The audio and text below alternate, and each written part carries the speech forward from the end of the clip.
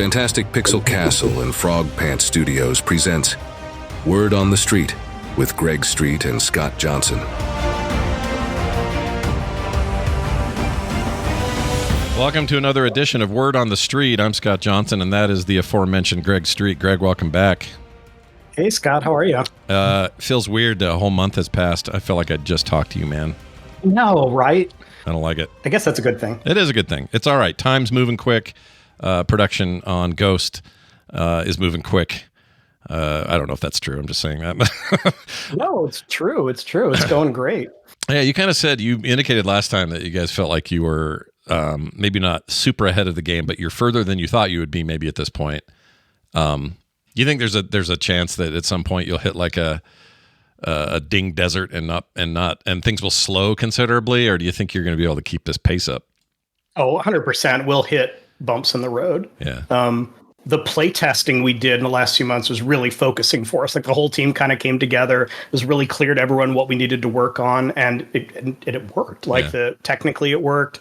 We were really happy. We got all the design in place, but we're going to hit problems. We're going to be like, oh crap, we didn't, we thought our reward system was going to work better than it is. How are we going to fix it? I mean, it's game development. Sure, that's going to happen. Sure. Well, speaking of which, talk about this playtest. You also put out a big video, sort of end of year look at how things are going, some actual gameplay in your pre-alpha play.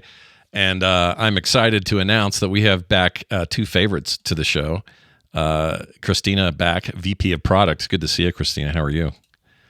I'm great. Happy to be here again. Glad to have you. Shanti, VP of Creative, back as well. It's good to see you, man. Hi. I see you again. Great to have you both. We got some questions that you guys are going to be uniquely qualified to answer. Of course, Greg's going to have all sorts of thoughts as well, but we've got a lot to talk about because, as I mentioned before, you put out this December video, which was, a chance to hear from Greg's mouth what's going on in the game so far. You showed some early gameplay. Explained in the video, as we should probably explain again, that some of the stuff you see in that video is placeholder content from either Unreal or otherwise that you're using to kind of get things started, and then mixed with some stuff that's a little bit more curated by your artists and your animators and stuff so far. You talked a lot about the Ghost Core loop, get a little bit more into what blue zones are versus red zones, what the city hubs are like, all very exciting stuff. And so today we get to dive just a bit deeper, and a lot of this is your questions out there, what you guys have been asking about this thing. So pretty exciting to get right into these, and I'll just dive right in. So let's do this. Before we get far, though, this is something we didn't do before when you guys were on before, and I'll start with Kristina. You guys obviously, hard at work on Ghost and have been, in and around the industry for a while, but we've never really talked about how you guys play MMOs or your history with MMOs. Kristina, tell me about, apparently there's some stories about you playing deep into the night or something like that. I'll let you explain, but you're a big MMO fan at your core. Yes, certainly much of my life was devoted to playing World of Warcraft, especially in grad school, which was slightly dangerous. But I played back in Burning Crusade and was in a guild, eventually inherited the guild as you do, right? Some of my most fun memories were trying to teach. My guild was not like a raiding guild, but I raided with another guild and trying to teach non-raiders how to raid. Super fun. Always chaos, which I love. And then besides WoW, once WoW taught me I love the genre, then I kind of played every other big name in the genre, left WoW for a moment to go play ESO, played Final Fantasy 14, Guild Wars 1 and 2, Wildstar, if you remember that. Oh, yeah. I love the genre because it's all about exploring worlds and learning about characters, telling stories in this big, expansive way. So yeah, that I've spent many, many hours playing WoW and other MMOs, and often, yes, late into the night because I'm nocturnal, so I have a similar problem with MMOs. I need to try all of the new ones that come out. I need to see what people are doing, partly because I just like the different emphases, if that's a word. I think it is. But going to ESO, for example, is a great way to see what kind of a hardcore focus on story and voiceover and character is compared to, say, a more mechanically complex game in something like, I don't know, maybe Final Fantasy 14 might be a good example of that, or even WoW.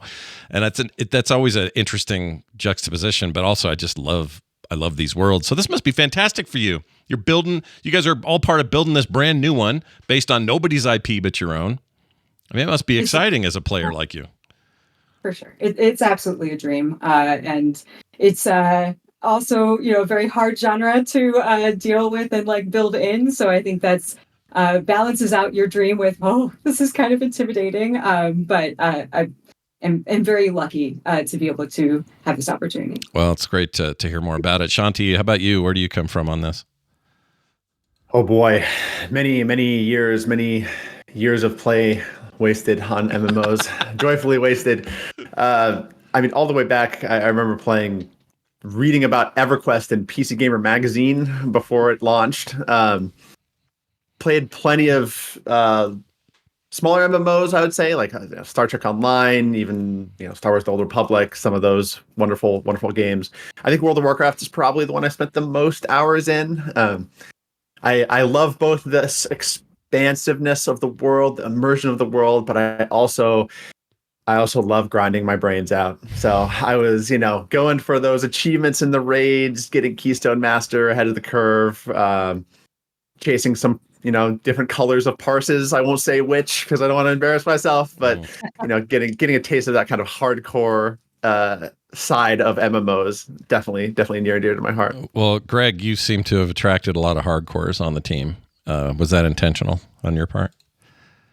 I mean, yeah, we're making an MMO for players who love MMOs. So we want to get people that understand the genre and appreciate it, and are excited to play the game. It's always hard in this business when you get someone who's like, "Hey, man, I just want to make art, and I don't really play these games," because they're going to struggle to know how to make the right art for the genre we're making. Right. Yeah. Well, it's fascinating to watch this. Of course, that's the whole point of the show, and we're going to get right into it today. Based on what we got to see a little bit of in your December video. And I'm so excited that you guys are doing those because just, it's one thing to have this podcast and we do some stuff visually, but a lot of people are just listening to it. But to get the occasional sort of visual look at the art and even just the early concept stuff and some of this gameplay is so exciting for me as a player. And I know a lot of people listening to this agree with that. One of the big takeaways is Ghost looks like a sort of a lobby hub-based multiplayer game right now instead of an MMO. Some people have been saying, well, yeah, we just all meeting up in the town and then we're off doing our stuff. Is this like, closer to a looter shooter than it is an MMO? And I think it's an interesting question. What would you say to that question, first of all? And second of all, are there elements of that in this game? And, give us the bigger picture of what this MMO is based on what we've seen. Yeah, I mean, what we showed in the video was a lobby. Well, there's nothing in our town yet except people group up and then go off on adventures and they kind of come back together. Mm-hmm. Even the red zone at the end with the boss fight, like if you listen to the voiceover, I kind of described them as more traditional MMO zones. But what we showed was a boss fight. So it was also easy then, I think, for people to say, well, that is also instanced. So everything in this game is instanced, which is not the goal. Like the goal of the game is to combine instances you can go on with your friends, which, by the way, dungeons exist in most MMOs, with the kind of open world part where you will see lots of players doing different things. You can group up with them or not. You can coordinate with them or not. And we just haven't built that part yet because we feel like we have, not that it's easy to do, but we at least have some examples of how that works in contemporary games versus like the blue zones, which are kind of a pretty new thing. So it was really where we wanted to focus. Right. And the concept is, I guess this should be mentioned, and you correct me if I'm wrong, but even though you may have exact designs on where you expect things to be at launch and perhaps beyond, nothing's perfectly set in stone in game development. There may be ideas that come down the road later that you want to implement or change or whatever. So what people see now should just not be taken as anything more than this is the stage we're in now, right? I know you guys kind of go to great pains to explain that, yes, this is pre-alpha. Do not think this is the final game. We're using a lot of stand-in assets. The little spawn closets are amazing, but a necessity at this stage. I'm not sure why. Sometimes I think it's hard for gamers to get out of the headspace of I want to see the final thing, and instead see this early stuff, which I guess is why this is kind of a pioneering thing you guys are doing. But it's funny, because overall, I think players really gave us a pass on the art. We said, this isn't our art. And no one was like, your art looks terrible, except in jest. But on the gameplay, I think more people were like, oh, is that the actual game? And like, well, no, the gameplay is just as far along as the art is, meaning there are parts of it that are representative and parts of it that are totally stand-in. Like, we are not going to have portals that you jump through and you see a loading bar as you go. Like, that's where we are today after a year of development. We certainly won't ship like that. Well, as you mentioned, sometimes it feels like red zones are a little bit just instanced dungeons, raids, party experiences. Can you tell us more about how these larger zones will work, or more about them in general?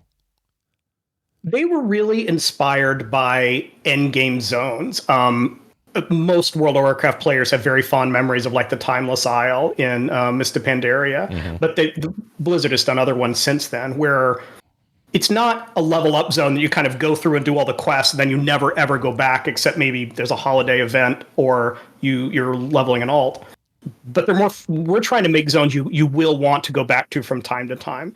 And part of the reason is because there are dynamic events. The things change. It's not just daily quests, but some objectives are there some days and they're not there other days. Bosses spawn some days and aren't there other days. You'll need resources and rewards that you want to go to these zones. And there'll be pretty big zones I don't know if we'll literally have 100 players running around, but that should be the feeling that you see a lot of other players. And these are not opportunities to kind of go off into your corner and do your own thing. Like if you really want to play without a lot of other players around, well, blue zones are perfect for that. So when you're in a red zone, it should be about interacting with lots of other players. It might be a question we save for when we have some of the technical leads on the show again, but are there efforts being made to improve the experience of being in a main city or a hub and feeling like it's populated? One of the big criticisms about World of Warcraft was when they started adding instanced experiences everywhere. So you could be in the same city with your friend and not see them because maybe you're at a different quest level than they are, or a different stage of a story or whatever. I guess, have you guys talked about that at all? Just the sense of big and full and everyone's here and it's a real city kind of stuff. Yeah. We have talked a lot about that because we do want the city to feel populated. Warcraft is trying to solve that with their pre-existing design architecture of there are servers. Like when you log in, you pick, I'm going to Illidan or I'm going to Bronzebeard or Blackhand or whatever. And that's your server. And then within that, they sometimes do layers when there's too many people in one location. So you may be on the same server with your friend, but you can't see them, if they're standing right in front of you. So we don't have servers. On the same token, let's say we're fortunate we have 3 million players. Like we can't show 3 million players in the city. Like everyone's, graphic card would melt and the servers would go down. So we do need some way to partition off. But that should be largely transparent to players. Like your friends, you should show up. We like the idea that, oh yeah, that guy's always sitting in front of the bank. I see that player there all the time. We want that sense of community in the city. And honestly, part of the reason we decided to build just one city is to make sure we can focus players in that area versus them being scattered off in Thunder Bluff or whatever, and there's only 5 people running around. That's the funky. We're having go ahead, having Shanti, cities that are just dead because no one goes there anymore because we're 4 expansions past. Right. Yeah, we also when we were thinking about how we're designing quests and quest architecture, we want to avoid that really painful moment where your friend is one step ahead of you in the quest, so they see the town on fire, but you just see the town unburned, and then we can't really play together. And there's just a lot of complexity there that we're kind of sidestepping in how we're designing our quests to begin with. Yeah, I think that's actually a good thing to be mindful of, just given there's such a trade-off there, because on the one hand, I like to enter a big city and feel like it's populated and busy, which means active players and it's exciting, the game's at a great place or whatever. But when you go into a place that's heavily instanced and you're only seeing like 2 or 3 other dudes walking around, there's a tendency on the player side, I think, to go, oh, where is everybody? Is this a dead game? That kind of mentality or whatever starts to leak in. So I've always been, curious what that balance is. I'm not sure even WoW has found that balance yet. I think it's still, they definitely do better at it than when they first started adding that stuff. But, and they're not crashing servers like the Encourage days either. So obviously they found a better place to be. But it'll be interesting to see what you guys do moving forward on that front. let's talk about world bosses for a second, Greg. They are a favorite thing in MMOs. I love a good world boss. Should loot drops be personal in those cases where you got 25, 30, 50 of you fighting, or should they come from some sort of shared pool where everybody must roll for a handful of items? What's the philosophy on that kind of loot in the world? I mean, we'll see. It's gnarly. Overall, I'm not a fan of personal loot. I think it kind of, yes, it's fair, but I think it takes you out of the experience of like the other players are there, and even the fiction that like the dragon died and dropped the helmet rather than the dragon died and dropped 5 helmets and those randomly went to 5 people. I think it's a little too abstract from the idea that I'm looting a corpse of something I just killed. Does that mean you got to do lots more loot then to solve that, or like what do you think the balance is there? Yeah, you probably do. I mean, even with personal loot, it drops a lot of loot. I like the rolling aspect, and probably for like groups of friends, we'll do a master looter things. I know that's important to the social fabric of a lot of those guilds. Yeah, I think our guild would like that. In fact, we kind of do that now, but there may be some cases where we really want to do personal loot, like a quest item that everyone needs or something like that. But overall, I think the experience is more fun when the helmet drop that you really want, and you got to roll against another player. There's this tendency of players to kind of like, they focus so much on efficiency, and it's more efficient if you don't have to interact with other players to get your loot, and the game just kind of pushes the loot to you. But I just think it's one of those things that chips away at the notion that those are other players, they're real human beings, and they can just kind of start to feel like bots or something. So are there going to be other overworld-like experiences similar to that you're planning? Oh yeah, I mean the whole point of the red zones is that we can do like pretty big, epic experiences. Like I don't know that it will be Gates of Encourage level every time, and that had a bunch of gameplay and server performance problems, but we like that epic sense. Like when you're in a red zone, it should feel epic. It should feel like the challenges that I need to do here benefit from having lots of other players around. So Kristina, why are we not seeing those yet? Why haven't those been built yet? Yeah, it's because a good we're lazy. Yeah, that's not the answer.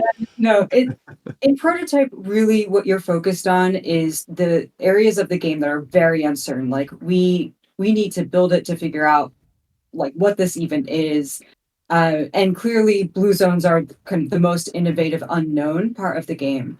And so you focus on blue zones as like, let's understand like how do blue zones even work? Like, do MMO players even like these? Was a big part of our like prototype goals. And so to do that, we basically built the blue zones in depth and then kind of pasted on other parts of an MMO that were like players who play a lot of MMOs will be able to squint and see, oh, that's how a raid would connect to this. Oh, that's how the city would connect to this. But all the beautiful, like in between, like the story that ties it all together and all of that, that is our next step to build. That's not where you want to focus in prototype because you don't have that much time and you don't have a big team. So we have a very small team that has to focus pretty tightly on proving out the innovations. Before we scale the team, we want to know that blue zones are worth investing in. And so we feel like we have proven that out in our prototype phase. And now we can shift to putting in the rest of the MMO that kind of will make the whole experience sing together. Yeah. We talked on the show a lot about core systems and the core loop being as ready as possible before you have to start adding all this other stuff on. Even though I think obviously you guys have a wealth of experience and have done this a bunch of other times, it still sounds so complicated to me. Like it's one thing to say, well, it was fun for us to run down this hill and kill this dragon, but now we got to make all of that work in a vast way across a giant bunch of space and a bunch of random space that is kind of unique to the genre that we're introducing in this particular MMO with the zones and stuff. Like I just don't know how you guys do it. I'm impressed by it every time we talk about it because I know you're going to get there, but I don't know how you're doing it.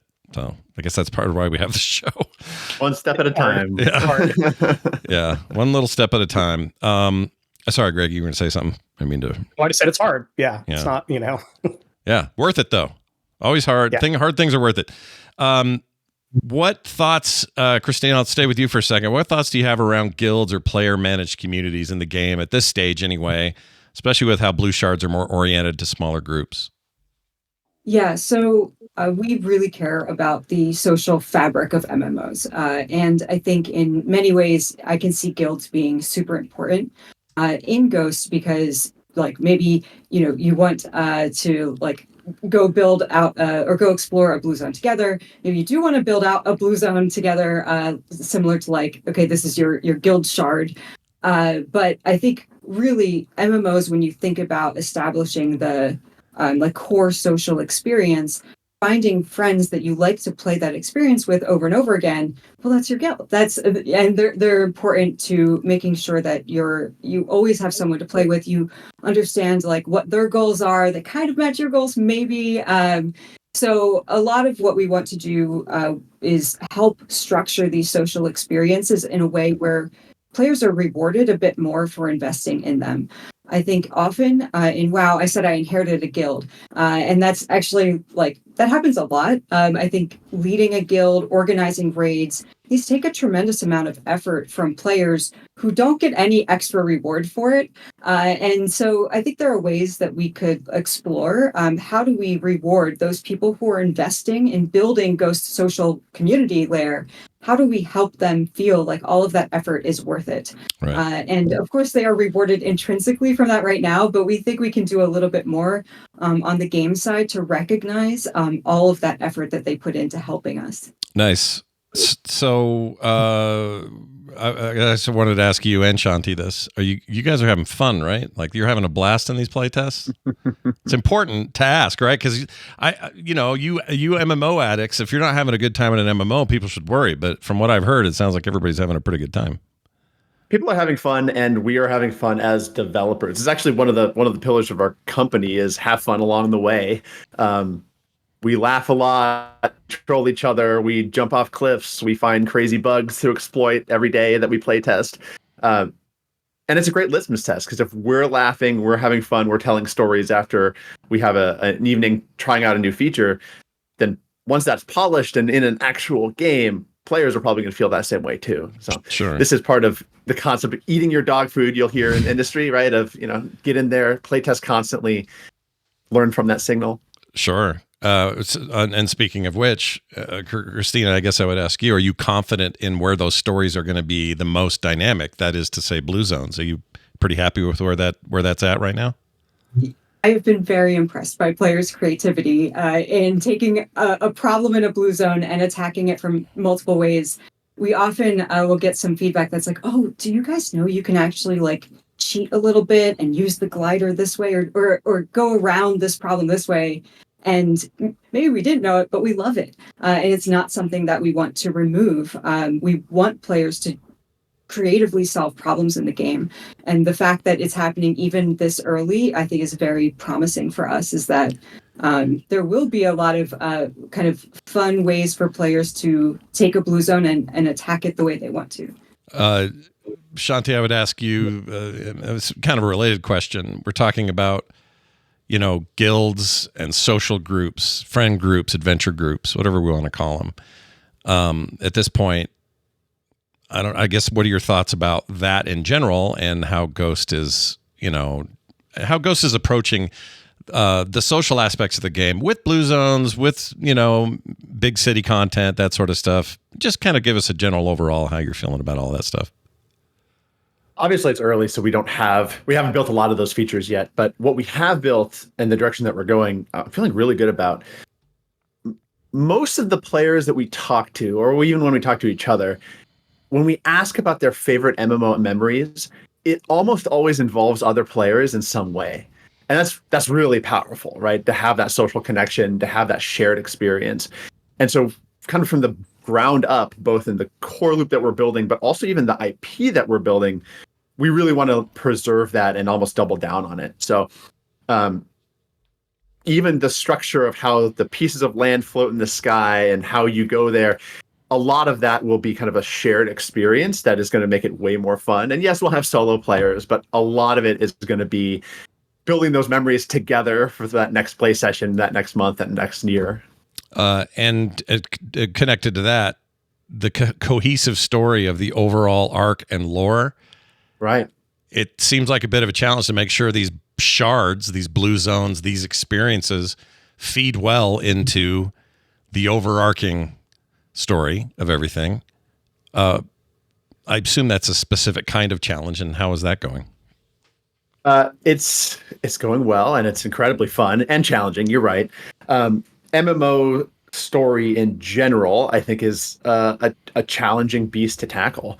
The way that we're approaching it is with a lot of planning. So we have been working on, and actually have the first version of, a 10-year story that we hope will span when we launch the game to when we're kind of done with the major arc for our world. So even though the world is shattered and floating out there, the story is actually extremely cohesive in terms of the themes of tying it together and healing the world and exploring what we're calling the drift, which is the kind of the vast expanse of shards that you can see and go to. Our story is very character driven, right? Both in terms of how the player character is interacting with the world, but also the star NPCs, we call them, that you meet along the way. And we really want to have this sense of this vibrant, progressing story that keeps people coming back every year. It just seems difficult to make sure that the cohesion is there, given the randomness. Not the randomness, it's not the right word. It's not like these are just RNG. No, I get what you're saying. You know what I mean? And this is why, like, we're going to have slightly different story experiences based on the type of content you're playing. So if you're on a red zone, which is the more traditional MMO zone, it's going to feel like more of a linear MMO quest line, right? You'll have the dragon swoops in and the characters need your help, and you go off and do something epic and heroic and fun with other players. When you're on blue zones, you can think of it as a little bit less structured story, things that may not be part of the main quest per se, but more organic, more environmental storytelling. So you find things out in the world that teach you more about the universe, its history, the enemies. For some of the Blue Zone content, we were looking at games like Elden Ring for how they kind of gradually show you the world in really natural ways. This is masterfully done, and we can learn a lot from that. Yeah, I love the way that works in that game. That's a good thing to use. Can you elaborate a little bit on, I don't know, the core loop panel? Like Undercity, there's a mention of faction bases. Kind of elaborate on how the faction stuff works, at least at this stage. I know it's early, but how that definitely, yeah. So one of the early things we built into our city was this concept of different groups that have different ideologies and different beliefs for where the city and the drift and all of the people that inhabit it, the directions that they should go. We found that like natural tension between these groups it's a great storytelling mechanism, and it lets us build classes that harken back to these core these core fantasies that we find in other games, other MMOs that a lot of us want to play in our game, right? So with these will never restrict who you get to play with, right? It's not like the old Horde versus Alliance and WoW, where like, oh, I can't play with you tonight because we're on other factions. You can play with your friends no matter what faction or class that you're playing. But when you go to the city, which we're calling Haven, when you're exploring Haven, you'll find these different districts that are kind of owned and overseen by the different factions, and they'll all have their own star NPCs, their own quest lines, their own stories, their own gear, their own aesthetics, and their own fantasies attached to it. We're looking at a little Haven concept art here on the live stream. If you're listening via audio only, I do recommend checking out the YouTube archive on all this, because you're going to get to see some video. We've already showed a few clips of that, but this city alone is really inspiring to me. It's maybe the first time I've seen some concept art from you guys where I was able to connect stuff Greg has said about these floating shards and islands, but having that somehow still kind of be grounded in, hey, here's a major city with all the hubs and all the stuff you would do there. And it fits somehow. I mean, this is really illustrative of what that looks like. Yeah. Go ahead, Greg. I'm sorry. I cut you off. I said awesome. I mean, that's the goal, is we want it, even though the world we're making is islands, we want it to feel like a coherent universe. We want you to feel like I could go travel to that particular shard that I see there, the same way you might see an island on the horizon you want to get to. We don't want a game that's just lobby based and then it kind of spits you out into some pocket universe that doesn't really exist. Yeah, I love that. I mean, I'm a huge visual thinker anyway, so when I see this sort of stuff, I just get excited. It's really great. It's funny. One of the things that I'd really encourage the art team to make is a map of the drift itself, even though we don't know what to call certain parts of the drift yet, just showing that like it's a place and the regions have names and you can kind of find where on the map the city is. I think just it helps someone who thinks like I do orient myself to where I am in the game. Shanti, I was going to ask you this question about some of the lore. Can you tell us any details? Like, for example, what do the people eat in the Witchwoods? Spelled W-I-C-H, by the way. I love the spelling. For example, I mean, we're just sort of really interested in the world as a potential player base. And is there anything you can give us about any of those specifics, like fun little specific things in the game yet? We're definitely going to be talking more about the universe and the story and the world in 2025. So I can't give away too much yet. One of the reasons is that we're building a really deep and intricate mystery that kind of weaves itself into the fabric of our world, which means that if we just talk about it, then the mystery will be spoiled and then it will be way less fun to play. What I will say is that one of the things that we invested in a lot very early, like essentially when the company was started, was the world building, right? We have incredible artists and writers, both internally and externally, that have invested, at this point, probably hundreds of hours into building out the backstory and the history, way more than we could ever share. And that's not going to be an exposition dump when you go and log in the game that you have to read through 150 pages before you can start the game. But we want players to feel it and know kind of in their bones that all of this is back there and will be unveiled gradually over time as the player and the people of the world both discover the truths of everything that happened in the past and how it's going to affect the future. All right. Well, I want to show off some artwork from some class art concept stuff.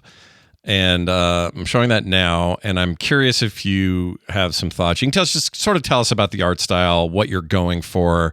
Is it cohesing for everybody? Are you happy with where it is? I mean, personally, I'm thrilled with this style. I think this looks awesome.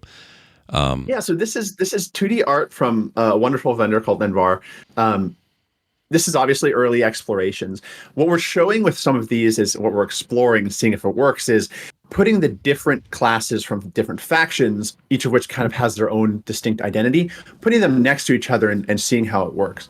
So obviously none of this is in 3D yet, and I wouldn't even say this is even in our art style necessarily. Mm-hmm. It's in the general range. Mm-hmm.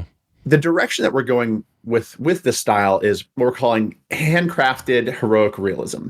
So we want it to have this kind of painterly, handcrafted look. We want it to feel like you're a badass hero that could go out into the drift and fight giant monsters and survive and do heroic things. But we wanted to have a grounded sense of realism. So when we look at something like a Fortnite, for example, it's very, very cartoony, very, very stylized towards that end of the spectrum, too far for what we want. And then on the other side of the spectrum, you have like a hyper realistic Unreal 5 game where you can see the nose hairs on every character. And that's not only not scalable for something like an MMO, but necessarily doesn't age as well. Right. Yeah. So we're going to have something that's much more timeless in terms of a look. Yeah, we've talked a lot about that, I guess, stylization and, what are the limits of that before it becomes a cartoon versus, yes, I still think the smartest thing World of Warcraft ever did was to decide to go with something stylized that you could evolve pretty easily as technology improved, and you didn't have to, you basically, at the time, if you were going to go for state-of-the-art realism, you were going to have stuff that looked like plastic mannequins about 4 years later. And their decision to do that, I think, was a really smart one. So it seems like you guys are going down a similar path, which I think is and ultimately, all of this needs to be realized in 3D in our game and gameplay, which we have increasingly behind the scenes. And next year is really when we're honing in on what our distinct answer looks like. We've also been hiring some amazing artists internally that are really helping us articulate this. Like we finally have our first animator, we're hiring our first VFX person. So if you're an artist and this sort of challenge of designing a new art style for a game like an MMO intrigues you, please look at our jobs page. Well, you've got some concept art here called Ash Hands Faction Concepts. I absolutely love the name of this. So we're looking at kind of a gunslinger class here, and maybe we could talk a little bit more about its direction. This might give people an idea of where you land on the fantasy to sci-fi scale, because we've got some guns here. One of them's a pretty gnarly looking Gatling gun. I assume there's some thinking behind this, so tell us more. Definitely. So philosophically, one of the things that you want to do in the prototype stage of development, so really, really early, is push the boundaries of your IP. So we say, how much sci-fi is too much sci-fi? And we do some art, we do some narrative, we do some explorations, and we see what feels right for our game. Guns is a great example. Some fantasy games just say no guns at all, right? So this is like a low fantasy world. Maybe The Witcher is a great example of that. But we like to have some of that level of technology. I'm not talking about like an AK-47 factory where everyone's holding a machine gun, right? Like these are bespoke and magical things that you can find only a few classes even know how to use, et cetera, et cetera. Yeah, I'm a big fan of guns though in these games. So you're speaking my language. I know there's some people who are like, keep your gunpowder out of my mana or whatever, but I tend to lean your direction, so I get it. And to your example, the Gatling gun is an area where we're like, ooh, maybe this is too far, right? And maybe this is pushing it out of our comfort zone. It's not feeling fantasy enough. So all of this is us refining it. Sure. And it would be like a magical Gatling gun, not like a Gatling gun you go to the general store and buy. Like this is a special weapon, the same way your knight dude might have a magic sword. Right. Yeah. It can't be. I totally get what you're saying. Like you're trying to make these iconic feeling, right? You want these not to just feel like everybody can have one of these. Exactly. You can have one of these because you earned it, and you're special. You're a hero. You know how to use this. Right. Exactly. Yeah, I love that kind of stuff. And that's where factions actually come in. And so I'll spend the next hour of this podcast just talking about factions. So everyone get ready. So when we say Ash Hands are a faction in the city. Oh, cool. And Ash Hands have this unique power, which I will not spoil where it comes from, where their hands turn ashen, hence the name, and they have access to this magical power of like heat from the forge, right? So when they draw their katanas, their blades are glowing with heat. When they're shooting their pistol, the revolver, it's magical bullets coming out of it that are white hot.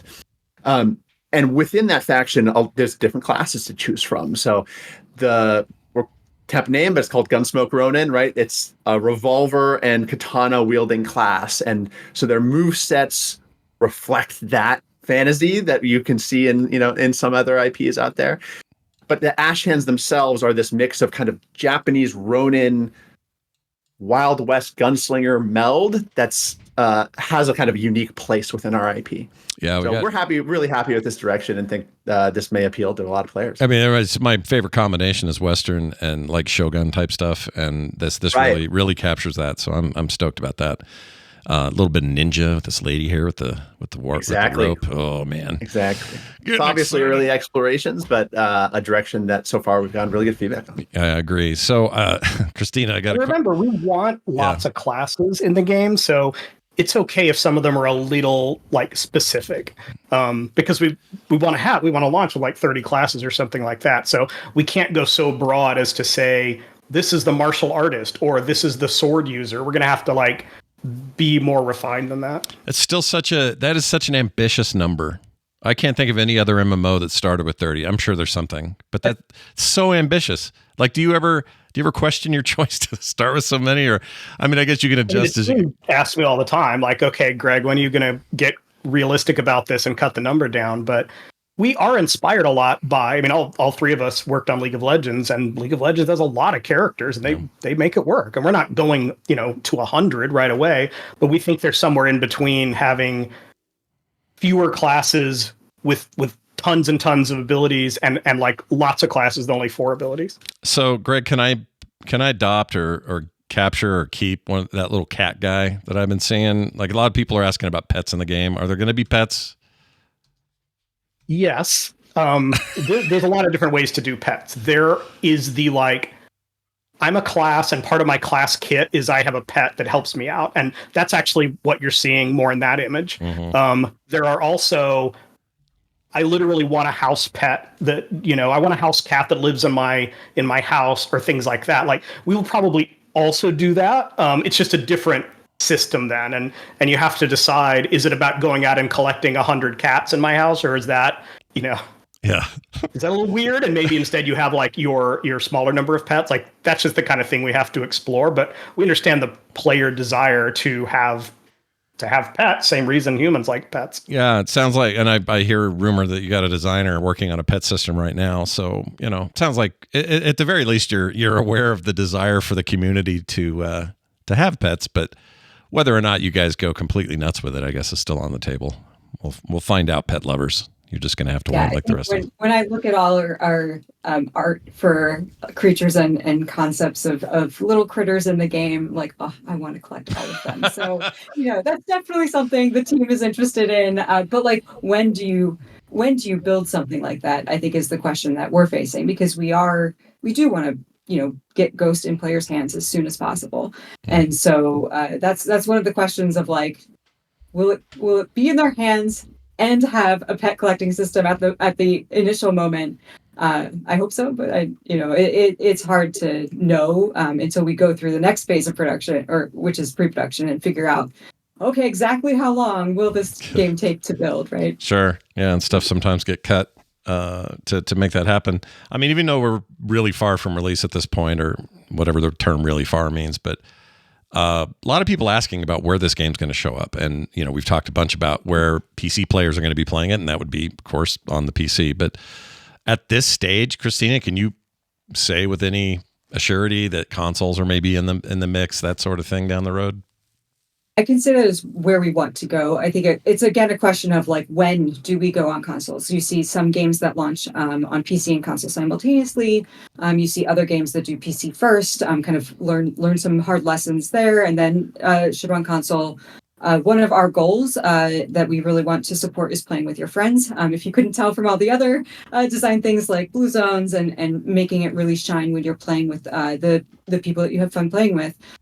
So for us, that means we want to make sure that if your friend's on Xbox and you're on PC, you can play with them.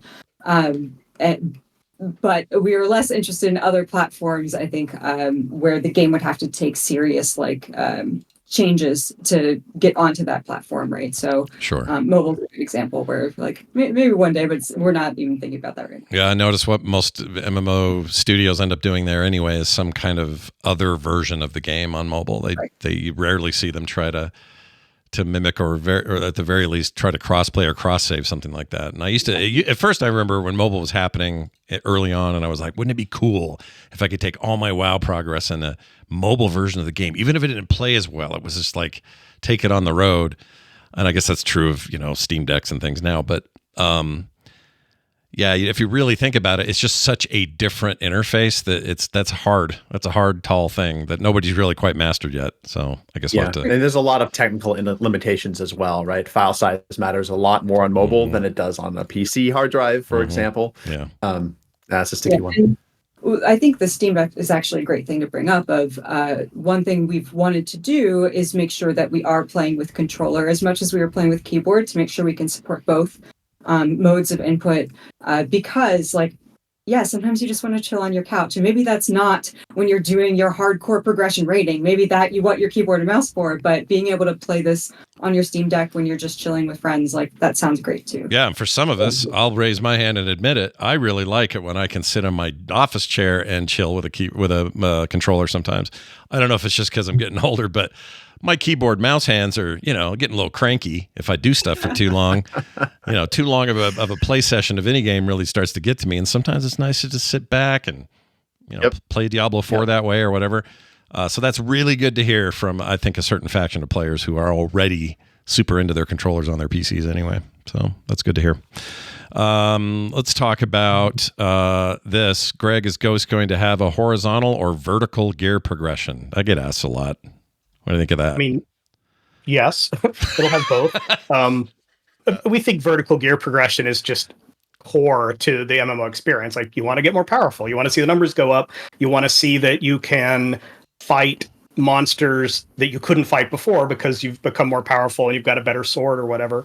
But we want to do a lot of vertical stuff as well. It helps to give you things for completionists to do. It helps to kind of meet different player motivations than always just picking the best in slot item all the time. Does And in fact, this has not been proven out in the software. It's just a design doc at this stage, but we are trying to have some gear that have, stats on it, like it has more agility or stamina and crit or whatever. And then we want to try some gear that don't have stats on it, that are more about player preference for this makes me move a little faster, this makes me easier to heal or something like that. And then we would just lock it to character level rather than like tying it to the stats as well. That solves the problem where you find like the best healing item, and once you put it on, you never need to replace it again. So this may sound like an 18-year-old question in the MMO world, but what is the team's hard or fast or perhaps loose opinion or stance on multiboxing? I mean, if I could make it go away, I would, because we think it's, the game's intended to be a social game. And if your group is your 4 other alts, that's not a social experience. You may be entertaining yourself. You may have a different skill curve going on around how can I coordinate these, but you're not like really interacting with other players the same way. Now that said, like, I don't know that it's such a scourge that we need to devote tons and tons of resources to preventing it. Probably if people want to multi-box and it's not hurting anything, we won't care, and we'll only care if it starts to become like the dominant way to play and eclipses people playing with other humans. Yeah, I guess that all just comes with, like, I don't even know if you can test for most of that. You just have to see what people do, I guess, right? Before you find out what the exploits are that you didn't think were there, and you take care of them as they come, I suppose. How about the team stance on PvP? I know there's going to be PvP. You've talked about it. You've said there'll be PvP aspects, but what does that actually, do we have a definition of what that means for Ghost? What we think is fun about PvP is, humans are unpredictable opponents, and there's usually a lot of skill involved in countering another human player that computers can't offer yet. What we don't want and probably won't do is like very organized PvP, like something like arenas or esports. And we won't have like a separate gear progression path of I'm going to go collect all my PvP gear now. Instead, what you're more likely to see is some red zones are just have PvP enabled. You get additional rewards if you kill another player. And then a design that we're really excited to try is blue zones, where 2 different groups go in together that are in competition. But rather than it just being a death match, they're competing to try to like complete the blue zone objectives first. And so you can just race against each other, or you can try to slow the other team down by like actually attacking them. We think that'll give it kind of more meaning than just I sit in a bush and gank someone who comes by and giggle. Do you think less structured is the way to go? In other words, like if you structure it so much where it's like there are leaderboards and there's a thing you got to queue into and it tells you who won after and all these stats are kept and your gear's based on it and all that, if you leave it more open, then the gameplay emerges maybe a little bit. It's really hard. Like, again, I worked on League of Legends for years. I'm pretty familiar with what like very balanced, structured PvP looks like. Yeah. It's hard in MMO because as soon as you design 1v1 combat and now one person is fighting 3 people, like all the balance goes out the window. Or balancing things like how do you make a damage dealer and a healer compete when one character is just like healing themselves all the time and not doing a lot of damage to the other one. So a lot of structure really shines a very harsh light on class versus class balance, which is not designed in most MMOs for PvP. So we'd rather have it be more about PvP as a tool you have to accomplish things, but you're not going to see a lot of patch notes like the Gatling gun character now does 10 more damage against other players because that will balance them in PvP. I see. And I was going to say, like, the blue zone design also, I think, allows us to explore a lot, similar to what you said about exploits, or when I was talking about players are using things in weird and creative ways. I think we can try a bunch of different models of PvP on a blue zone and change up some of the rules of the blue zone, see what players do, see what's super fun, and then kind of lean in that direction.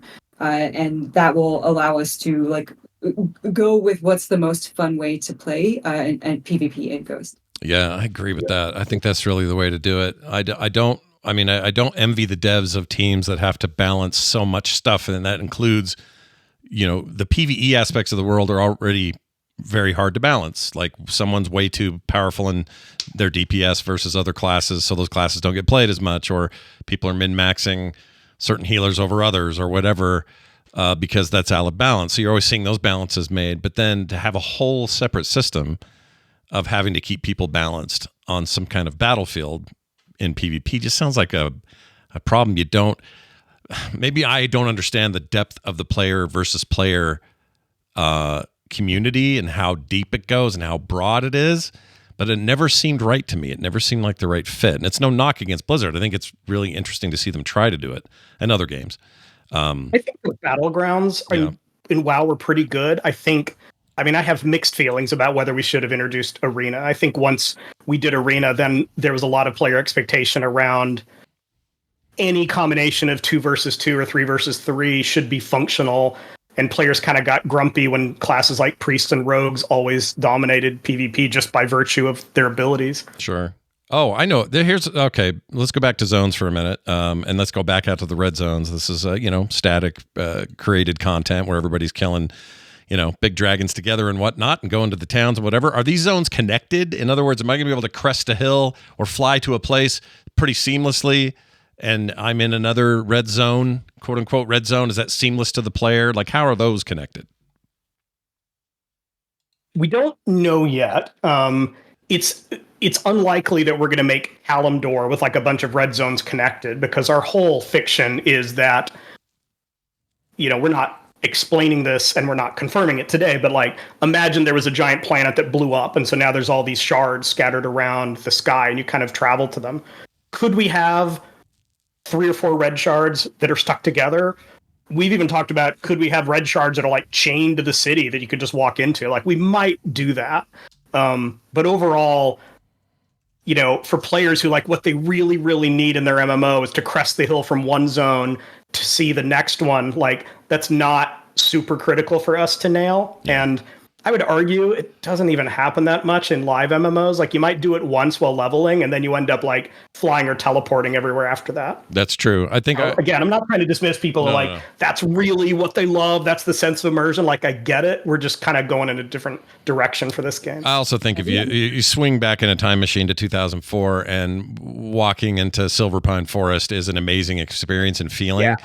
But I don't know in 2024 that's still like that novelty is sort of worn off a little bit. Like, it's not that big a deal to me. Yeah. The environment I'm in is what matters most, and how I get there is kind of not important, as long as I'm not teleporting everywhere, which you've also addressed before in previous episodes. Yeah. But. And WoW is like 8 continents at this point, right? I mean, you're not walking from Silverpine Forest to Pandaria ever. No, that never happens. Shanti, you were going to say? What I do understand, because I have that same desire, is for an immersive world that feels huge and full of something to discover just around the next corner or over the next hill. Mm-hmm. And that is a feeling that we are absolutely pursuing. It just won't be in a unabridged 18-hour walking simulator from one side of the continent to another. Yeah. We think we can hit that feeling in an awesome, unique way without the traditional land mass, as it were. Well, how large, Shanti, do you foresee the cities being? Like, are they multi-leveled, or are we going to have a lot of verticality, big castle-like structures, flat, small? Like, what's the scope, at least at this stage, creatively? The city is big. The city is bigger than players would even be able to get to, right? You'll be able to look off and, maybe see other shards in the distance that have towns on them, et cetera, et cetera. Right now we have upper areas, we have lower areas with stuff that's almost in the rock of the shard where the city is on. I'm trying to not spoil anything right now. It's really hard because we got a lot here. But when you're in the city, it will feel like a vibrant, lived-in place, both from the sense that you see player characters everywhere running around and standing on mailboxes and performing music, but also the NPCs will make it feel like it's lived in, right? You'll see bakers selling bread and moving between the different shops. You'll see city guards walking past, et cetera, et cetera. So it's good. The city itself will definitely feel big, and I think will potentially blow some expectations out of the water for what MMO cities can be. All right. We got some time for a couple of quick questions from the community, from the chat. Here's one. Will Ghost have voice chat? Maybe only a party/guild VC. So built-in chat. I know we live in a world now where Discords and 100 other ways of communicating with our friends kind of change the landscape a little bit. But how important is it, and any of you can answer this, to have those kinds of built-in tools for, chatting with your team? Greg, you want to start? I mean, I don't know if Kristina has an answer too. I would love to not have to build a voice chat. Like, is it entertaining for us as developers to make the world's cutting edge voice chat? No. Like when we play test in Ghost now, we use Discord. Like that seems like a perfectly fine solution. So maybe that's the way to go. I guess we'll see what the demand is and what kind of the state of game comms are by the time we're about to ship. It's funny too. Before I throw it to Kristina, it's there when WoW did it and that WoW introduced it, it was right between things. So it was like TeamSpeak and Ventrilo and all of those were around, but they were kind of crappy. The latency wasn't great. Sound quality was bad. Like we were in a real kind of stinky zone, and we weren't to Discord yet. So they kind of came into the middle and said, yeah, this is a needed thing. Let's do it. And then Discord came and just sort of solved the problem.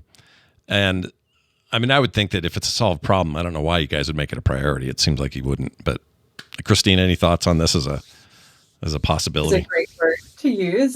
So we talked earlier about a pet system. You talked earlier about how complex the genre is and how big it can be. A lot of solving that comes down to just prioritizing things. And so if you asked me, like, where would our team spend its efforts? Is it on building a voice chat or building a pet system?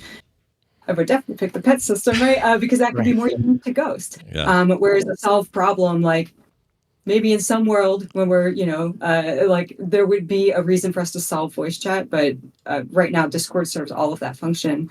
And we would rather spend things on in-game features that would make our player experience more fun.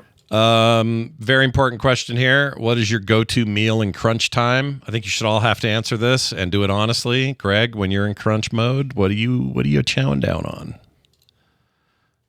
So to clarify, like we don't crunch in the formal sense of like asking the team to work extra hours, but I'm glad you clarified. Thank you for that. Yes. I mean, I think a lot of listeners know that I keep chickens and I get a lot of eggs, and a hard-boiled egg is very nutritious and very quick to eat. So I always keep a ton of hard-boiled eggs around. That's great. That's perfect. Shanti, what's your go-to?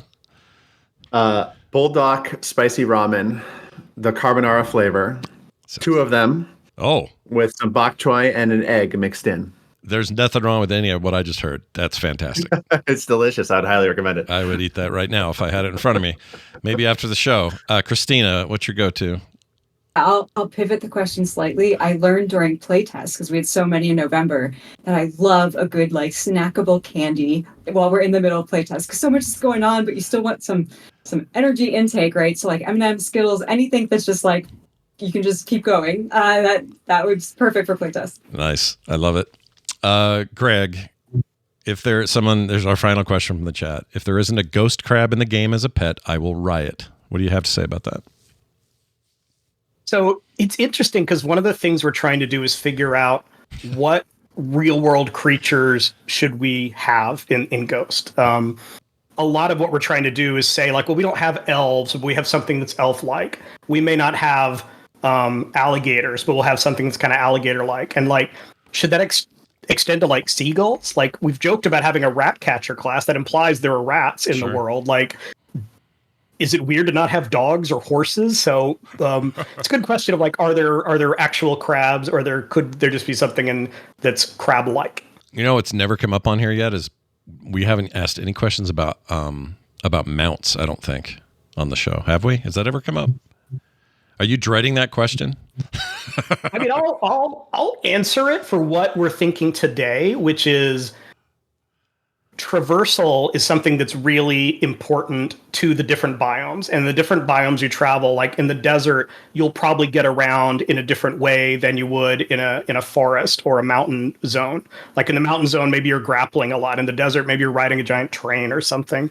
So we would rather mounts be something you do in a particular biome rather than I have my gigantic mount collection and I'm always just getting on my mount every time I have to move more than like 5 meters across a map. I knew it'd be an interesting question. The reason I thought of it is because you said the word horse and I couldn't help it.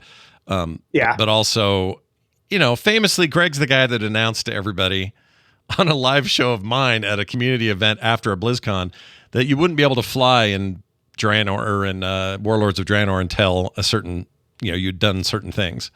And that was a big deal at the time. People were like losing their minds over that. I think it's still a big deal, but yeah. But unpacking that a little bit, wow, we felt like we had to add mounts because the world was gigantic, and it's fun maybe to walk when you're level 12, and then at some point you're like, dude, I just want to get from like Ironforge to Loch Modan. I don't want to like have to take 30 minutes of real time. Give me a way to make that go faster. So they, introduced faster and faster ground mounts and faster flying mounts, and everyone just teleport. So we are trying to make traversal within a blue zone fun and engaging and part of the game, not just get me to the next fun part. And then we haven't talked about how you travel from shard to shard yet. That'll be a whole nother podcast, but we'd rather focus traversal on that than to say, hey, travel's the boring part, and give players ways to just kind of skip over it. Well, I think that's as good as you're going to get at home on the flying or the riding for now. Okay. Don't be nervous just because it's Greg and he had that whole, like, we're not going to let you fly in Draenor thing, all right? Don't hold old grudges. Maybe traversal will be the most amazing thing you've ever experienced in a game in this game. You don't know. So you have to wait and find out. We already have, like, gliding and jump pads and stuff like that, so we're on our way to make traversal fun. Yeah, some people want you to keep those class closets in. I've noticed. Maybe there's some form of, like you said, emergent PvP gameplay that might use class closets at some point. But seeing you guys go into these closets like Clark Kent and come out like Superman is a pretty awesome. It's a nice touch. It was actually a really clever implementation by one of our engineers early on to avoid, like, normally in game dev, you'll open up a console and you'll type class switch 3 and everyone screws it up all the time. So he's like, let's just have a little porta potty. You step in and it changes whatever class, and then no one can ever mess it up. Yeah, it's a really fun watch. If you go track it down on the video, I'm actually syncing to it right now, but it is a very funny, here it is. It's a very funny way to think of a game. There's everybody jumping into the healer box. There's the tank box. I absolutely love this as a relic, though. Like, you should have some reference to it in the future. I don't know what it is. It's just me talking, but I like that a lot.